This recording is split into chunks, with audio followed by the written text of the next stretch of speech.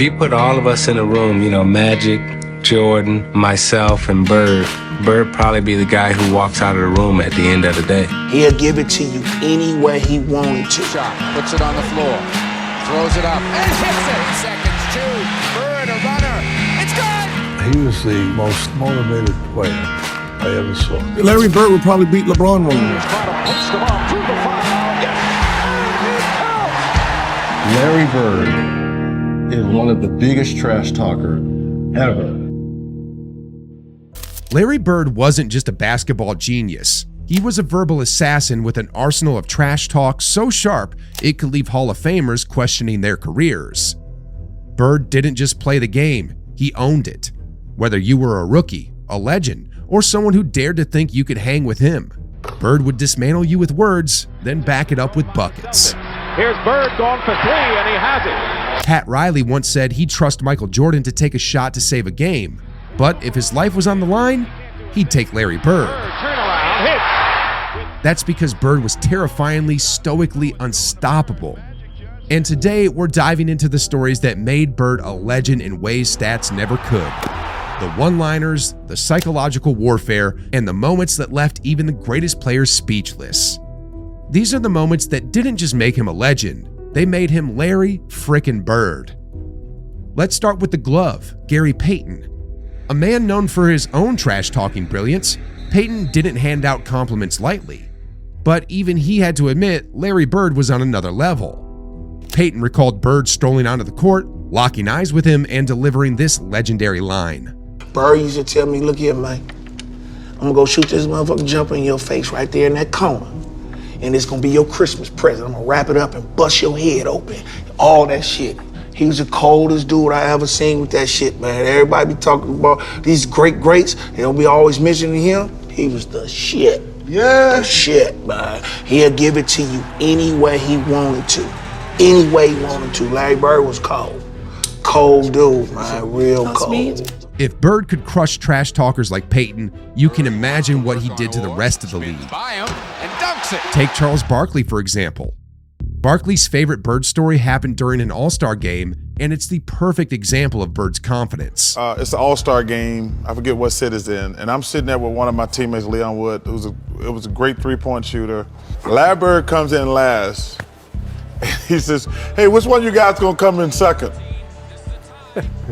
And it was just like y'all did right there. It was so quiet. And after that, I said, "Oh man, these guys ain't got no chance." Give me your best Larry Bird. I wasn't around long because he was hurt when I was playing that first year or second year. But I just remember one quick thing. We were playing against him, and I think I stole the ball from him. And I just remember him turning around saying, "You little piece of." And I was like, that, to me, that was Larry Bird. And I was so happy because I'm like, that Larry Bird told me you're a little piece of. You know what I'm saying? Like, because I idolized Larry Bird. I called me a piece of. And the next time I came, I said, okay, now they're down to the nitty-gritty. Who's coming in second? You already know who's going to win this. and I got lucky because I almost got beat in the first round. But what was the reaction after you said that? Like, oh, that's just Larry Legend, or did it get dead silence in there? It was silence. I think they were a little nervous. I like it. I think they were nervous. And then the walk-off with your hand up. I mean, come on, Coach. Come on. Well, I was struggling in that final round in Chicago. I know that. And I just got hot there the last 2.5 racks. You know, when you're shooting them, you don't know what the score is. Right. But I had a feeling by the way the crowd was going, I had to make the last one. And when I let it go, I felt it. You know, sometimes you shoot them, you think they're going in, they don't. But that one there looked perfect all the way. So if it would have bounced out, I would have felt like an idiot. Well, but it went in, I got lucky and got the check and went home. Byron Scott's first encounter with Larry Bird wasn't just a game. It was a psychological masterclass. It's one of those moments that sounds too good to be true, except it really happened. So we playing him in the last play. He says to James Worthy, he says, "You guys don't have to worry about it. I'm gonna go right over that corner." He said, "They're gonna set a screen for me. We're taking the ball out." He said, "I'm gonna curl right over," and he's telling us to play. He's telling us to play before they even take it out. He said, "I'm gonna go right over to that corner and I'm gonna catch it, and I'm gonna shoot it, and I'm gonna tie the game or win the game, whatever the case may be." They take the ball out, and I think it was either Danny or DJ, the late great DJ. Yeah. take the ball out, the man curl right to the corner, caught the shot, shot a three, and game over. Open is Ainge. Bird goes for three. It's like, are you effing kidding me? It's my Larry Bird story. Larry didn't just tell you what he was going to do, he made sure you watched him do it. Isiah Thomas learned real quick that Larry Bird wasn't just a trash talker, he was an equal opportunity offender. On the All the Smoke podcast, Isiah shared a moment that had him completely floored. Larry used to always call me Cheesy, right? He's like, Cheesy, who guarded me? And I was like, I got Kelly, I got Lamb, I got Benson. He's like, you ain't got no brothers? He's like you. He's like you. Disrespecting me. That's what he said. Straight up. That's exactly what he said. He said, hey man, you can't put no white dude on me. Hey, that is straight disrespect, right? He said, don't put no white dude on me. For Kenny Smith, he recounted a story from Brad Daugherty that takes Larry's confidence to another level, right into absurd territory. Brad Daugherty told me this story when he was second year in the league and they were in the playoffs against the Celtics. Down one, Larry Bird catches the ball in the deep corner and he steps back for a three. And before he takes the three, he's like, oh wow, he's going for the win. He's not going for the tie. And so Brad Daugherty runs out and he head fakes him. And as he head fakes him, now it's 3-2, he hits him on the butt with the ball. And then he shoots it at the buzzer. And the confidence that hit him on the butt as he flew by him trying to block a shot. Larry Bird catches the ball in the corner. I take off running out at Larry Bird. And right when he's getting ready to shoot, I jump. And as I go by, him, he tells me, he says, fly, Bird. And I go right by him, and he shoots the ball. It's nothing but nylon. But for James Worthy, guarding Larry Bird wasn't just a physical challenge, it was a mental marathon. I'd much rather guard Michael Jordan than Larry Bird because you have to play the game as a thinker when you're playing him. You have to get inside his mind. Larry wasn't quick, couldn't jump really high, but there was just some sleepless nights. Larry's IQ and trash talk combined to make him a nightmare matchup. Worthy didn't just have to guard Bird's shot, he had to guard his brain. And then there's Dominique Wilkins, who got a very Larry Bird welcome to the NBA. I'm a rookie, and I go up against, we small forwards because guys guarded each other back in the era. You couldn't duck each other. And so I go shake his hand, and he put both hands behind his back. And I'm saying, okay, he's getting his head ready to play. And first play of the game, he says, I don't know where they got you guarding me, Holmes. And he shoots a three. I was pissed. I said, I wasn't mad he hit the three, but this some bitch just called me Holmes, And so it set up for a really interesting game. Because I remember one time I came down and I dunked it on him. He laying on the ground, he fouled me, and I'm pointing. And the foul will be on Larry. And he said, hey, Rook. I said, what? He said, what? He said, I like you. You got, he said, you got balls, but I'm still going to get 30 on your ass. He got about 38, but I had to pay my dues. I wasn't upset about that because, back then, as a rookie, you got to pay your dues. Simple as that. Terrell Brandon had his own unforgettable encounters with Larry Legend, and for him, the experience was as mentally taxing as it was physical. How can a person jump this high and out-rebound you? How can a person just move you that way and make you a deficiency? Right. How can a person jump and when we practice, he would be running around Boston Garden while we was practicing. That was psychological. And we was watching him running around in the Boston Garden. And it was like, why are you running? One game against the Cleveland Cavaliers still gives Brandon chills. Bird was in the zone, draining shots with such precision, it felt unfair. Brandon described it perfectly. It was 91-92 season, and we was playing the Boston Celtics. It was Bird, McHale, Parrish, the great three, Ainge, and we was up 1. Okay? He said, who's guarding me as we come out of timeout? Now, remember, I'm a rookie because Price is out because he hurt. Right. He says, who's guarding me? I says, Craig Ehlo. He says, why you got that white boy on me?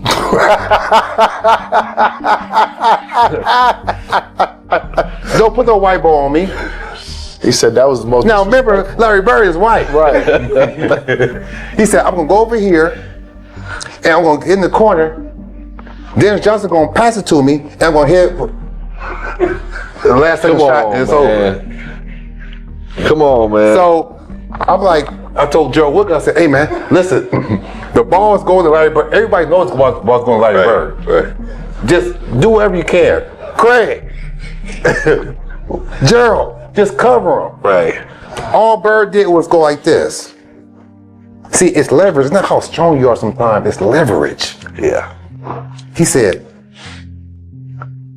now look how hard that is. Yeah. Now somebody strong will go, yeah. Right? Right. Yeah. Right. You see how your demeanor went? That's all I need, TB. Right. Enough space to catch the ball. Yeah. And you know his fingers was all broke. Right. He hit the shot. All his McHale, all them, he was getting them off of him like this. He walked off and said, legend. That's the thing about Larry. He didn't just want to win. He wanted to make sure you remembered how he beat you. Even the nicest guys weren't safe from Larry's trash-talking wrath. Just ask Clark Kellogg. Well, you were too nice. I'm sure Larry Bird didn't trash-talk you because you're a nice guy. He was non-discriminatory in regards to who got. Wait, what would he say to you? You're one of the nicest guys on the planet. What could Well, I didn't get the brunt of it, as I've heard over the years. Get your hands off of me. It's gonna be a long night. That kind of stuff. You can't guard me. And he would do it like a ventriloquist. Because you couldn't see his mouth move. Was that because of the mustache? That may have been part of it. But man. Whatever it was, Bird's trash talk was as subtle as it was devastating. For all the fire and competitiveness in their rivalry, Magic Johnson and Larry Bird always kept their trash talk lighthearted, but still razor sharp. Speaking at a conference, Magic shared one of his favorite Larry Bird moments. You DJ coming down, right, with the ball. Oh, great DJ, that's good. So pass it to Larry, he's in that corner. So as you pass to Larry, my first job was to stop you first, right? Now I gotta go out and close Larry Bird out. So as I'm running out to Larry Bird, he's talking trash to me. I don't know why you running out here. Who says that in the middle of the game? He said, I'm gonna wait till you get one step away from me and I'm gonna shoot it right in your face. No, true story. So I got one step away, he shoots it all net, 3-pointer, good. Then he turned to me and said, you did all that running for nothing. That was Larry Bird in a nutshell. Confidence and execution rolled into one. Kevin McHale had a front row seat to Larry Bird's greatness, having played alongside him for his entire career. But one of his favorite Bird stories came from a game where things weren't exactly going Larry's way. We were playing in Phoenix, and we were way up. We were like 15, and we have the worst fourth quarter in the history. We're terrible, and Larry's bad. Larry's missing shots, throwing it to the other team, throwing it in the third row. And they come back, and somehow, they go up too. So we have a play, out of bounds play. I'm taking it out, and Larry says, I'm going to bust off the play, and I'm just going to come out, and I'm going to shoot a 3. And I'm like, we're down 2. I'm like, no, don't do that. I'm like, let's shoot a 2, please. Go to the hole, try to get fouled. Let's just get into overtime, see if we can't win this game. And Larry says, no, I'm just going to bust a 3 on him. And I'm like, oh, my gosh. So he tells the Phoenix bench, tells the coaches, yeah, I'm just fixing to bust a 3 on you guys and just go home. I'm tired of this. And he gets the ball, jumps out, busts the play, comes out, gets the ball at the slot, shoots the ball, as the ball's in the air, he kind of turns towards the Phoenix bench and yells, "Told you so!" He stops running to the locker room. And it went in, and I just started laughing. I was like, oh, man. You know, it's just one of those ones where you just kind of, he has such supreme confidence, and it was just, but that's the one when you were back in and Larry went in and said, well, I won the game in the first 3 quarters, then I lost it in the third quarter, or the fourth quarter, excuse me. Then I won it at the end. He goes, my record tonight is 2-1. We all just kind of laughed about it. I still love when he says to Xavier McDaniel, X, I'm going to get the ball right here, and I'm going to take a jumper right in the face. I'm going to make it. And then he gets the ball, takes the shot right in front of Xavier McDaniel and makes the shot, you know, and X tells the story. He's like, he did exactly what he was telling me he was going to do. Yeah, you know, the other thing I laugh about, too, is remember Anthony Mason, just the kind of the point forward, power guy, just big, strong guy. We're playing, he's in New Jersey now. They call him up and from the D League or the CBA or whatever it was called back then. And he's sitting out there, and man, that guy's like, you know, he's got, you know, muscles everywhere. So before the game, Larry looked at him, he goes, hey, Kevin. I said, yeah. He goes, look at this guy, man. And he's standing there, he goes, look at all those muscles. And, you know, and Anthony Mason's just standing there kind of posing, and then Larry looks at him and goes, yeah, all those muscles aren't going to help you tonight. He said, I'm going to bust you up. And Larry would shoot the ball and yell muscles when he was shooting it. And I just kind of laughed about it. You know, he was a piece. That's what I tell people. Wow. Larry is a funny guy. He makes fun of himself. He's self-deprecating. Larry is a lot different than you see the button-down Larry that he is in public. Is a lot different than the Larry that we saw all the time. And even on an off night, Larry Bird could control the game with his words just as much as his play. Bird, reverse layup for 2.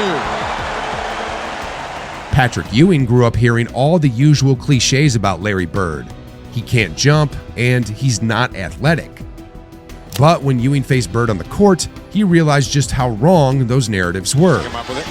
Bird, little up fake. Basket will count the foul. What a shot. Just took Patrick Ewing right out of the play, made him back up to where the... Ewing, laughing about his first encounter with Bird, recalled calling his friends back home.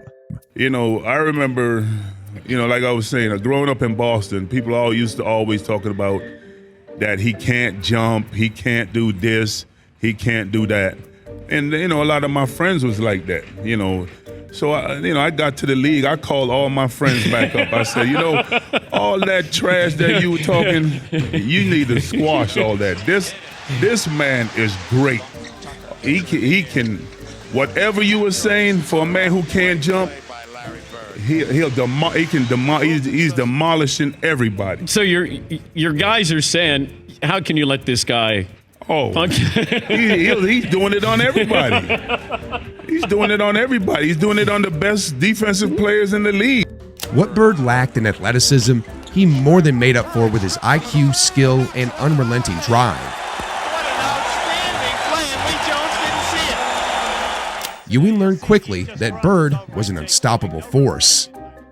Even Karl Malone, one of the most physically dominant players in NBA history, has his own Larry Bird tale to tell. And trust me, it's a classic. Malone recently shared a story that perfectly captured Bird's legendary mix of skill and swagger. I remember sitting on the bench watching Kevin McHale and Larry Bird. And Larry Bird did something. To me, I'm still marveled at this. And he got so many people. It was a timeout. And one of our teammates, Bart Kofold, had a camera. Right. He's taking pictures. So Larry Bird came over there and looked at our bench. And he said, 3-pointer.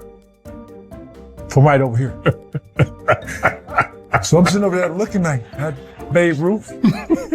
Calling your shot already. Right? Yeah. So Isiah, I'm sitting there looking. He looked down at the floor. Hell, everybody looked down at the floor. He like he threw something. And he hit a 3. Oh, can you believe that? And I remember Kevin kind of looking over at the bench like this is going to be a long night. Brian Shaw came into the NBA hearing the usual Bird stereotypes. He's just a white guy who can't jump, not athletic, not that good. Like so many others though, it didn't take long for Larry to change his mind. Shaw's wake-up call came during one of his first practices with the Celtics. NBA's all-time great defenders couldn't escape Larry Bird's mind games. Payton remembered a moment where Bird gave him a lesson he'd never forget. We're playing him, and he told me, young fella, let me tell you something. I can shoot a jumper anywhere I want to. And he said, you supposed to be a great defender, right? He said, I'm going to make sure I tell you where I'm going to shoot the ball at. And I was like, man, come on now. You're not going to shoot the ball. And so he said, I'm going to take you over in that corner right there. You see it over there by my bench, right? And I'm going to give you something, and it's going to be this jumper. Right. And I said, shit, watch this. So all of a sudden, we playing, and I'm G'ing him up, and he slow balled me. That's where I got the slow ball. Put your back to your back like this, and his back was bad during this time. So he went right to that corner, and I'm up on him, I'm under him, and he said, young fella, what did I tell you I was gonna do? And he turned around, raised up, looked around, it was all draws. And I said, shit, I ain't gonna mess with you no more. And then there's the time college star Rodney Rogers decided to test Larry Bird's patience with some trash talk. Jamal Mashburn remembers it vividly, and let's just say it didn't end well for Rogers. When we got an invitation, it was 8 of us. It was myself, Bobby Hurley, Allen Houston, Chris Webber, Rodney Rogers, Eric Montrose. Shout out Rodney Rogers, man. Shout out to OG. Yeah. And Grant Hill was on that squad. So we get to La Jolla, San Diego, and we check into the Marriott. We go up to our floor, and we're walking in the corridor, and we see this tall white guy coming down the hall. And I'm like, damn, that looked like Larry Bird. So Larry Bird coming down the hallway, me and Chris Webber, and Larry Bird, you don't realize how big Larry Bird is until you stand up close to Larry Bird. Exactly. Larry Bird, legit 6'10". Real talk. When I first stood up against him when he was coaching the pace, I was like, damn. So he walked by us and he says, y'all those college guys? And we was like, yeah, we the college guys. And he looked at us and he said, get some fucking rest. It's gonna be a long week, and walked off. And we was like, what the hell? What y'all got us into? Yeah, I'm like, okay. We like, all right, what's going on here? I wanted to say what's up, and he just came to me like this, like, damn. Yeah. So the next morning, we get up and we go to practice, and Roy Williams is our coach, but we only got 8. So we like, well, how are we practicing? And what are we practicing for? So we spent, I want to say, an hour doing the 3-man weave. And I'm like, what's going on here? Then they bus us to another location where the dream team is practicing. And these about 400 people standing outside waiting for the dream team to come out. They take us up to a top floor, and the dream team is practicing. They're finishing up their practice. And then they say, all right, get loose and stretch out. We're like, okay, we playing? They're like, yeah, we're gonna play next. So we get out the gates, like the first 15 minutes, we kicking their ass. we running them all out, Bobby Hurley in the lane, killing John Stockton. So they stopped the game and turn off the score. I think we were up like 72, 66 or something, 64, something like that. They just stopped the game. So we like, all right, was this halftime or some shit? They like, nah, the press coming in. So I'm like, oh wow. So that's when the thing came out that Chuck Daly let us win. Because they didn't want to hold a complete game because they knew it was going to be downhill from there. Because we were trying to prove that we could represent the country. Yeah. So we lit their ass up, and then something happened. We're sitting there, and we get back to the hotel. Rodney Rogers says something to, it's a group of them. It's Larry Bird, Magic Johnson, and everybody's shooting the shit. And Rodney Rogers said, hey, Larry, you ain't hit a jumper since 84. Magic heard that shit. And we ain't think none of it. The next day we came in, and I never seen this. And this one I was like, this is a different breed. Magic Johnson fed Larry Bird the ball probably about 8 times in a row down court. Larry Bird got the ball on Rodney Rogers, and every time he was about to make a move, he told him what he was going to do. One dribble, pull up, going left, off glass. One dribble, going right, spin, shot, bucket. He scored 9 times or 8 times in a row, left the court to go lay down because he couldn't sit on a bench. He had to lay down because of his back. And said, young fella, look like 84, huh? Last time he made it. Every move, every bucket became a statement. With all these legendary accounts, one thing becomes crystal clear. Larry Bird wasn't just respected, he was revered. Brazilian basketball legend Oscar Schmidt summed it up perfectly. It's too easy to have Michael Jordan, Kobe Bryant as an idol. The guy flies around and do whatever he wants. It's too easy. My guy doesn't run, doesn't jump, and play the best of everybody else. He's here.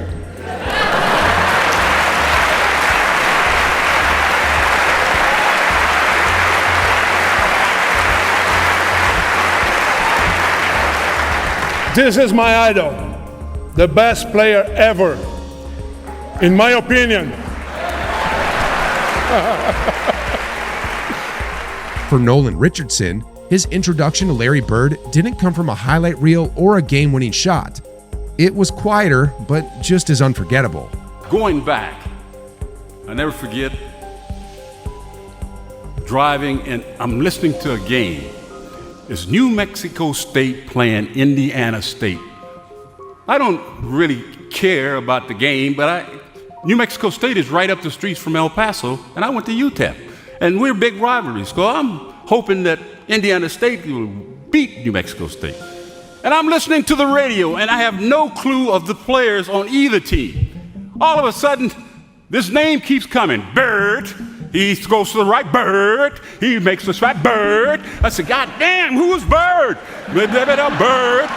You know, here's Bird, and Bird this, and Bird. Oh, did you see the pass that Bird made? I can't see it, but I'm just trying to imagine it. And when the time I got to the end, I said, damn, that brother can play.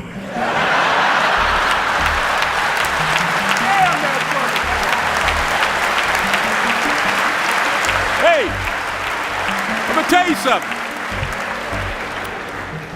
When I got the newspaper the next morning and saw Larry's picture, I said, damn.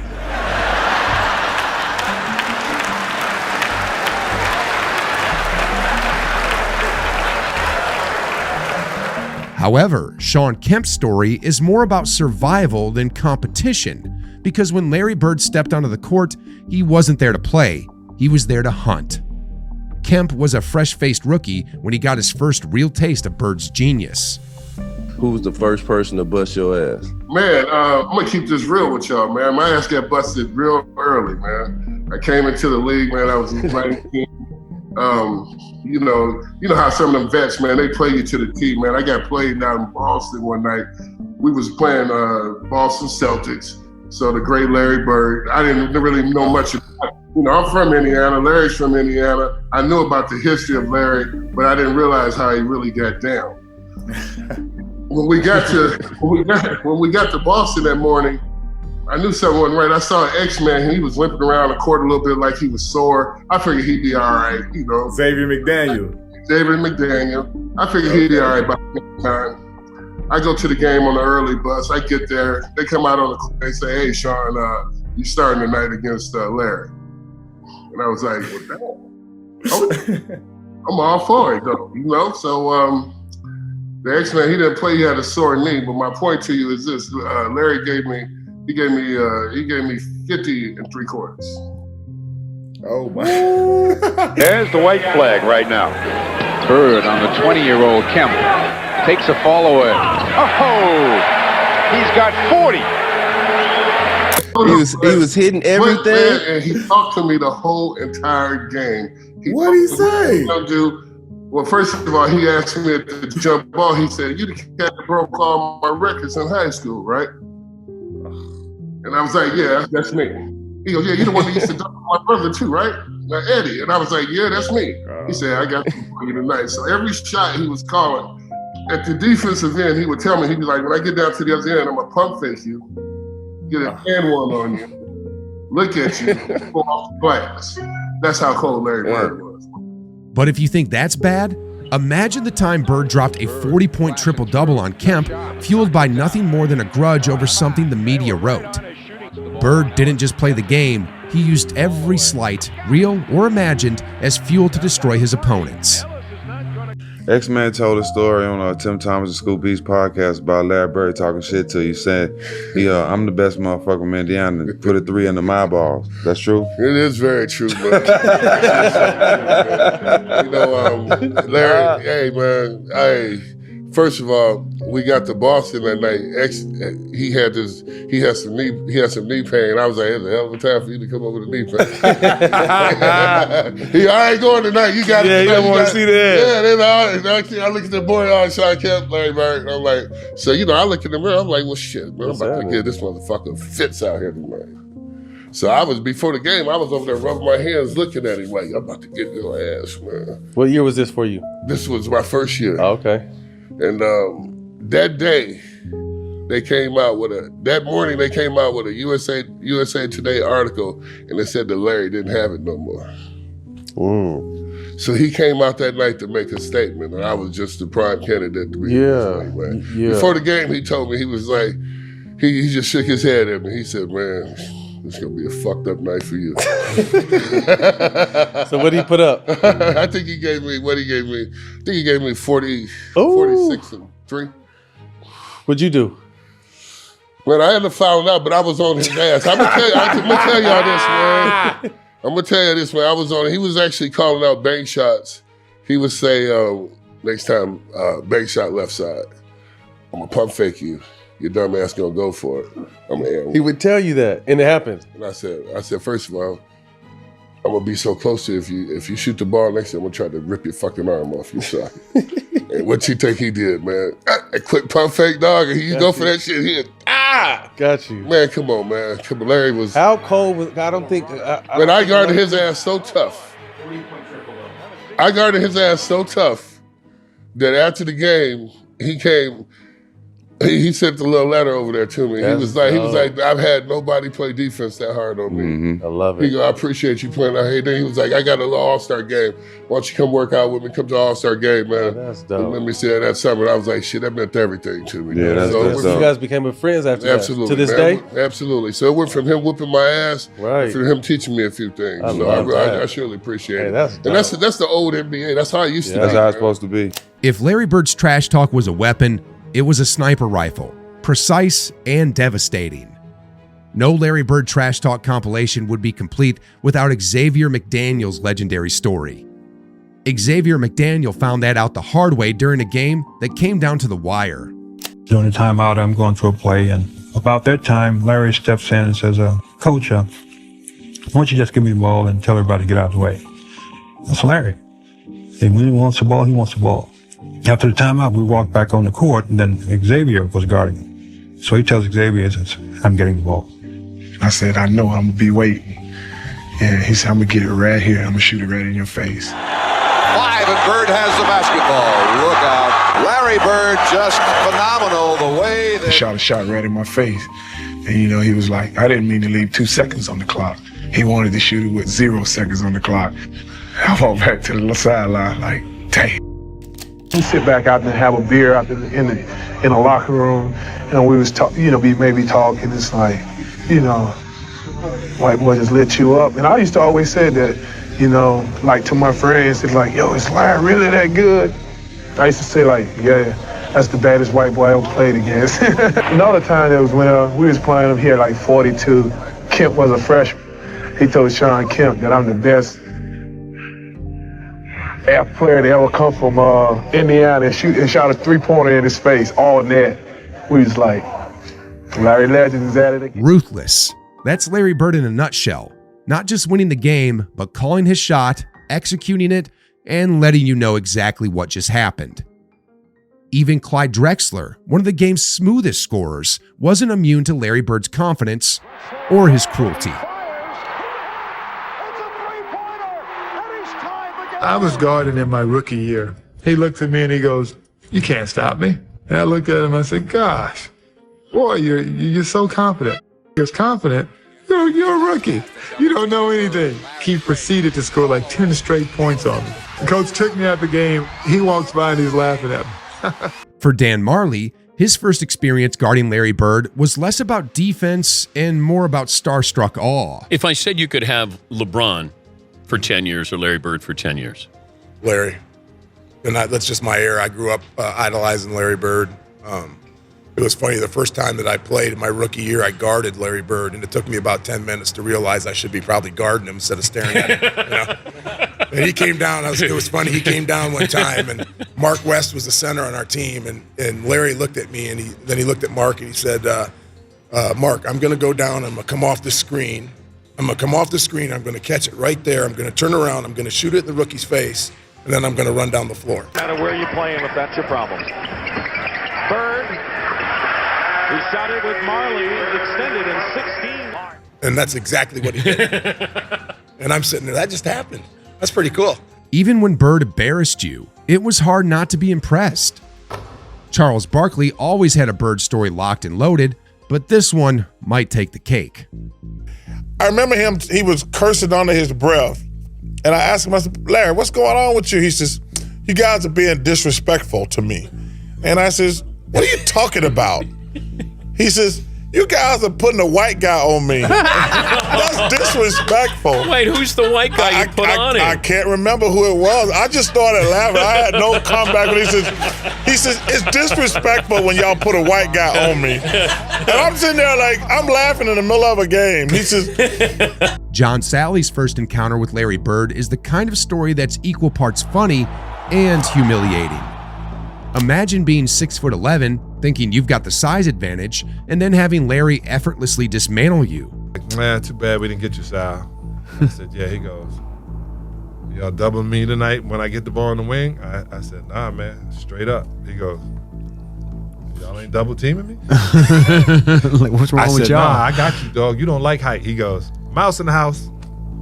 And you 6'11". And they lifted. He walked me down to the post, got the ball. He said, "You better ask for a double team, Sal." Talking to you the whole time. And he would move at his speed. I don't care how fast you think you are. Right. But that wasn't the end of Sally's Bird stories. In another moment, Larry continued to torment Salley, reminding him and everyone else why he was called Larry Legend. But Larry was, he would talk and he would say, "Sal, you better ask for a double team, bro." You know? And I was like, when are you going to keep letting when are you going to let these people know you're a black guy from Indiana? When are you going to do that? Stop this whiteness. What are you doing? Yeah, but then he would have been just another black player, according to Dennis Rodman. Whoa! Callback or Isiah. Callback. Yeah. Callback. Just another. Was he so wrong? Was he so wrong? So Bird would have been just another black player if he was black. I remember when that happened, right? I was there. I know. And I was like, oh my God. Larry, very, very good basketball player. I think he's an exceptional talent. But I'd have to agree with Rodman. If he was black, he'd be just another good guy. That was a hot topic, though, John, at the time. Yeah, it was a young rookie saying things, not understanding. Hey, they do the same thing. The 1988 Eastern Conference semifinals between the Atlanta Hawks and Boston Celtics is the stuff of legend. While basketball is a team game, Game 7 turned into a one-on-one shootout between two icons, Dominique Wilkins and Larry Bird. Dominic vividly remembers the moment Bird shifted into overdrive. I remember he only had 12 points going to fourth quarter. And it was Kevin Willis, it was me and Larry. We run down the court and Kevin reached across me and put his hands in Bird said, don't let this so-and-so score any more than that. I'm like, what you doing? Woke that mom. You don't wake up a sleeping giant. And his eyes got that big, man. I remember they took me out for a blow, and Kevin and Cliff Livingston came in the game, and he got hot. And the coach said, Nick, go out there, stop him. I'm like, stop him? He hot now. He forget that. That's the only thing I can do is try to match him bucket for bucket. And it was a shootout in the fourth quarter. It came down to the last shot. And it wasn't just the volume of Bird's scoring. It was the sheer variety of his shots he was hitting. Man, he was doing a little bit of everything. I don't know really what he was doing in that fourth quarter, but the stuff that he was doing, it was unbelievable, man. I mean, he was throwing left-hand shots, running hooks. His game was at another level. We was trying to match each other's will, and so it was just a game who was going to hit first. But it wasn't just Bird's skill that stood out. It was his willpower. Dominic remembered Bird saying something that stuck with him. I remember him saying that, and he said, you know, we both deserve to win, but somebody got to go home. And, man, to his credit, man, he took the Celtics and put them on his back, and pretty much that was it. I mean, that was one of the greatest performances I've seen from a guy in those circumstances, because you're talking about 7th game in the playoffs. Reggie Miller, one of the greatest sharpshooters the game has ever seen, didn't hold back when it came to Larry Bird. When asked who'd he choose in a hypothetical draft, Larry Bird in his prime or LeBron James, Miller didn't even hesitate.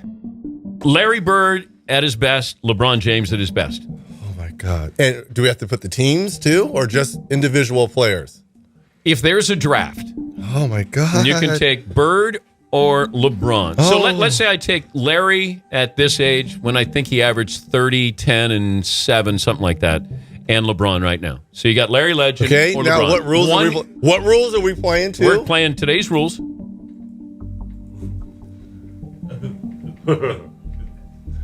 Oh, I gotta go with Larry Joe.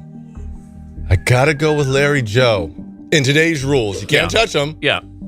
And Larry, so this is 27, 28-year-old Larry and 27, 28-year-old LeBron, right? Or is he 30 now, right? 30. Yeah. So 30-year-old Larry, 30-year-old LeBron. Okay, give me Bird's stats at 30, Paulie. At 30. Because that was an MVP season, I think. Yeah. Wow. 30 points a game, 9 rebounds, 6 assists, 2 steals, and a block. Can I answer that question now? Larry Joe. Yeah. So Larry if he Joe. averaged 30 back then, you take Larry Joe. Larry Joe for the win. But Reggie isn't the only one who feels this way. Larry Bird would probably beat LeBron one-on-one. Really? Larry Bird would beat LeBron James one-on-one. Because one-on-one, it takes away from everything LeBron has, right? His physical strength, his speed, right? And, you know, all that power he has going. Well, in one-on-one, you're talking about 1-2 dribbles. That's not his pointers. And that's not his game. Yeah. That's Larry's whole game. LeBron needs to back up, and then I'm going to use all my physical attributes to come at you. So now if the game started at the 3-point line, now you're talking about a whole different. I mean, if you're talking about half court, if it started at the half court and we have as many dribbles as we want, then it changes. Then LeBron just excels to probably, you know, number one-on-one player of all time, but it's usually, you know, spots, 1 dribble, 2 dribble pull up, 2 dribble get to the rim. That's not his game. Miller emphasized Bird's versatility, unmatched basketball IQ, and relentless competitive fire. Coming from a guy who thrived in clutch moments himself, that's as high as praise gets. But Miller's respect for Bird wasn't just based on what he saw from the sidelines. He experienced it firsthand. He painted a vivid picture of what it looked like to face Bird at his peak, recalling one unforgettable moment. And here comes Larry Bird. As Michael Williams is covered by Robert Parrish. Reggie Miller painted the scene perfectly. 46, I remember it to this day, of the third quarter. It felt like a train in the middle of old Boston. That's how loud it was. The crowd was so loud, and I remember looking at Chuck, and we said to ourselves, "You're in trouble." Oh, When Bird got going, it wasn't just about his shot making. It was the way he electrified an entire arena. That presence, that aura, was something you felt before he even scored a point. Danny Ainge had the rare privilege of being Larry Bird's teammate, and he got to witness Larry's greatness and his trash-talking mastery up close. Bird wasn't just a phenomenal player, he was also a teammate who held everyone to a high standard. Gets it ahead to Ainge. Ainge recalled, he was a great worker, a great teammate. He told me, like when he didn't think I was taking a good shot.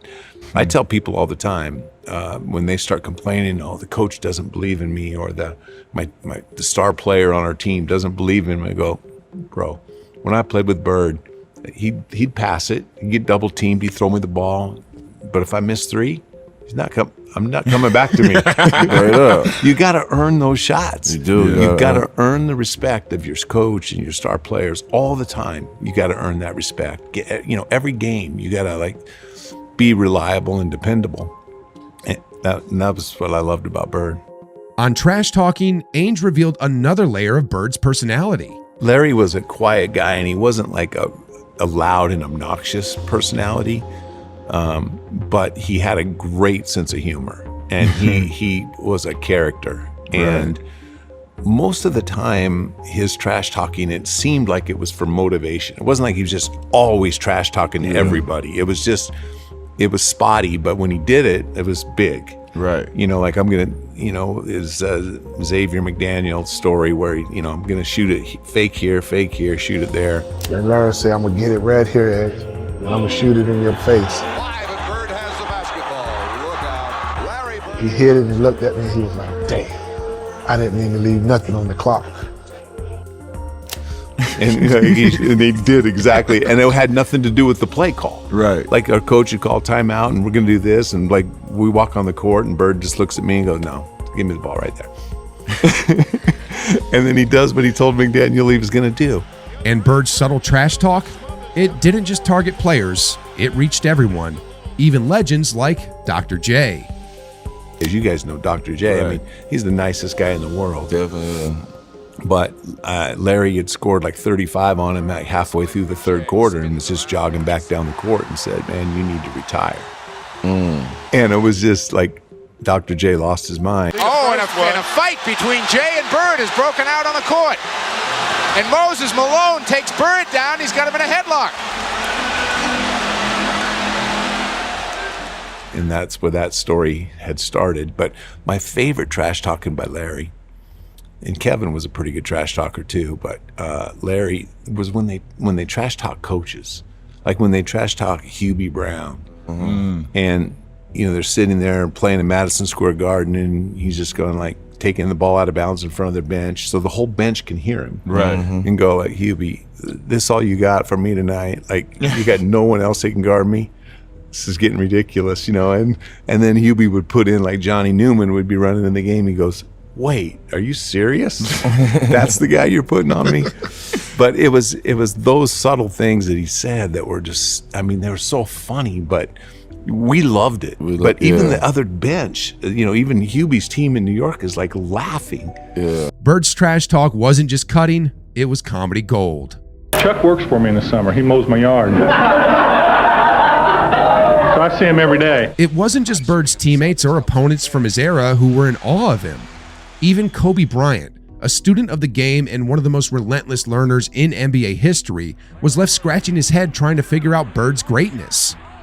In an interview, Kobe admitted how mind-boggling it was to watch Bird dominate. Because I asked a lot of questions. Playing with Byron Scott, I asked him a lot of questions. Eddie Jones, who was great at chasing guards off the screens, and I didn't understand how to do that. I would sit with him before practice, after practice. Magic, James Worthy, Kurt Rambis, Kareem Abdul, all the Laker greats. I would always sit down and just ask them questions about certain games that I studied growing up. What actually happened there? What did you feel there and why? Bird tough to defend, why? Because you look slow as shit to me. So I'm missing something. So tell me what I'm missing, you know what I mean? And so I would always ask questions and try to learn as much as I could. Right?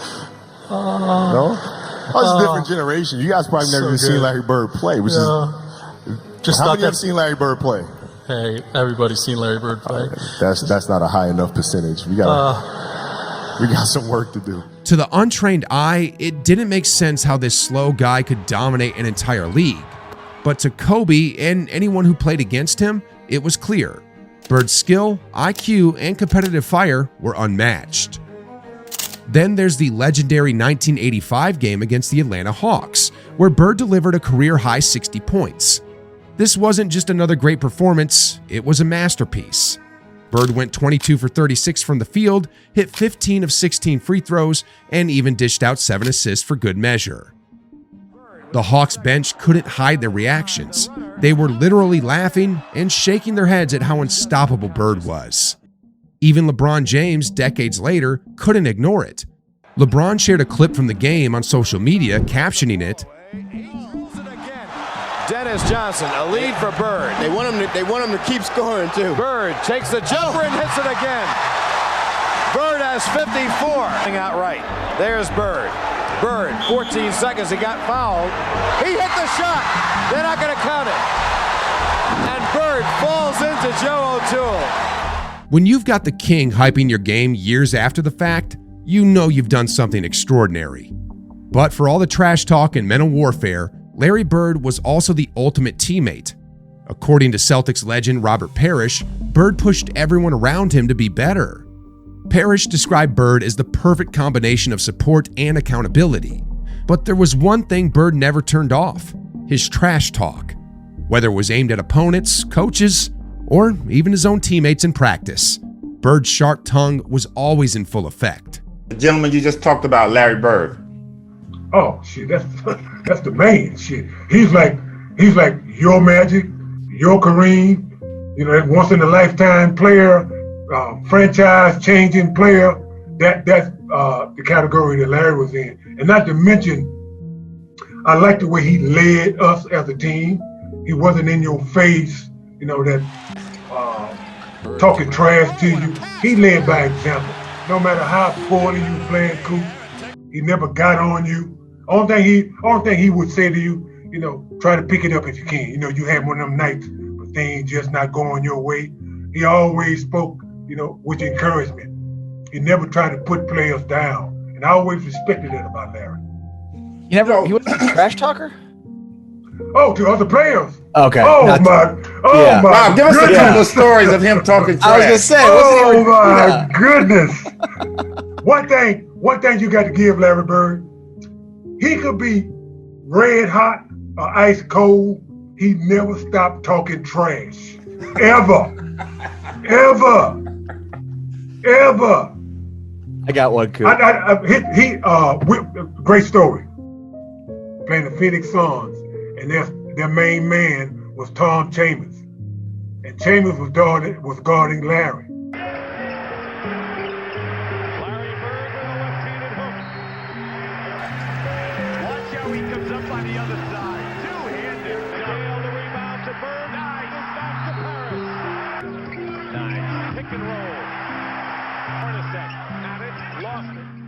And so in the jump ball circle, Larry walked through myself and Chambers, and then came back and told Chambers, I know you guarding me, and I want you to know something. There's only one man that can guard me, and that's God. Now think about that for a second. Think about the confidence and the arrogance it takes to make that statement. Think about that for a second. Hey, Rob, let me ask you this one. There's a story going around where Casey Jones was drawing up a play, and you guys were all in the huddle, and I guess he was having a hard time saying it. Larry told him, hey, give me the ball, and the rest of you guys get the hell out the way. Is that true? The story behind that, Kevin was the one that had the hot hand. But as we all know, Larry's the man, and that's Larry's team. So Larry should take the first shot. But KC was torn between drawing up something for Kevin because he had the hot hand and not offending Larry. So Larry just took the F over. Draw up a play for me and give me the ball and get out of my way. And that was the end of the X and O's. But that's what made Bird so great. He didn't just talk the talk. he backed it up every single time. When a legend like Kareem Abdul-Jabbar tips his hat to you, you know you've left your mark. Kareem, a fierce Lakers competitor and one of the greatest of all time, recalled a game during Bird's first championship season that was so unforgettable, the sportscaster ended the broadcast with the Superman theme song. I remember the game he played against the Lakers the first year that the Celtics won the World Championship with him on the team. And he was ridiculous. He came on here. I remember our sportscaster played the Superman theme when he was talking about him that night after the game, because he did everything: points, rebounds, assists, just steals, you name it. Larry has such a great mind for the game, and a great touch. I had a lot of respect for him as a competitor. And then there's this gem from Michael Jordan himself. Larry Bird is the greatest trash talker and mind game player of all time. He taught me everything I know about getting in folks' heads. Coming from MJ, the ultimate competitor, that's about as high a compliment as it gets. Bird wasn't just out there scoring and rebounding, he was living rent-free in everyone's minds. Larry's legendary aura extended far beyond his playing days. Just ask Reggie Miller, who had the surreal experience of playing for Bird when Larry coached the Pacers. Reggie shared a wild story that captures Bird's unfiltered personality. Playing for Larry Bird was incredible. One of the all-time greats, one of our heroes that we watched and competed against, and a brilliant basketball mind. But you remember the story when we for some reason, we were in the layup line, and Reg and I, as the captains of the team, we had, I don't remember what we had to go back. People are not going to believe this. I don't remember what we had to go back and talk to Larry Bird about before the game. 20 seconds on the clock, we're getting layups. Reg and I jog off the court, go into the back. And what do you take it from there? So Jack and I, we go back into the locker room and we're like, where's Coach? Where's Coach Bird? And they're like, oh, he's in his office. We go to his office, he's not in his office. We're like, the trainers are back there. We're like, hurry up, we got to get back out to the court. Like, where is he? And then, you know what? He even might have been, God rest his soul, Slick. Looks like, go check the shower. So we head back to the shower because, we had to ask him this question, before we got out there. We go around the corner. Larry Legend sitting in a chair. He's got a pack of Newports. Just smoking away. Oh, what you guys need? We're like, we're good, Coach. Don't worry about it, right? We're good. We're good. He's like, all right, I'll see you guys out there in a few minutes. I look at Jack. Jack looks at me. He's like, is Larry in there smoking a Newport? Right? We're like, this is Larry Legend. Did y'all ever bring it up to him? No. And it's documented the worst first half that a starting backcourt has had. Oh my God. I couldn't make a shot. We were mentally gone. Our hero, what we just witnessed affected us. Now, mind you, remember now. Larry Bird wasn't just a player. He was a walking, talking, trash-talking masterpiece.